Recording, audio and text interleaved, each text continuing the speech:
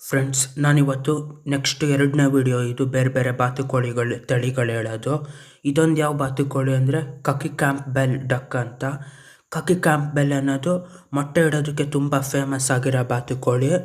ಇದು ಯಾವ ಥರ ಬಾತುಕೋಳಿ ಅಂದರೆ ವರ್ಷಕ್ಕೆ 300 ಮೊಟ್ಟೆ ತನಕ ಇಡುತ್ತೆ. ಇದು 3 ಕಲರಲ್ಲಿ ಬರುತ್ತೆ: ಕಾಕಿ ಕಲರು, ವೈಟು, ಬ್ಲ್ಯಾಕ್ ಕಲರು. ಇದು ಮೊಟ್ಟೆ ಇಡೋ ಜಾಸ್ತಿ ಜನ ಇದನ್ನು ಮೊಟ್ಟೆಗೆ ಹಾಕಿ ಸಾಕ್ತಾರೆ ಇದನ್ನು. ಆಮೇಲೆ ವೈಟ್ ಕ್ರೆಸ್ಟೆಡ್ ಡಕ್ ಅಂತ. ವೈಟ್ ಕ್ರೆಸ್ಟೆಡ್ ಡಕ್ ಅನ್ನೋದು ಇದು ಬಾಲಿ ಅನ್ನೋ ದ್ವೀಪದಲ್ಲಿ ಸಿಗೋದಿದು. ಆಮೇಲೆ ಹಾಲೆಂಡಲ್ಲಿರೋದು ಇದು.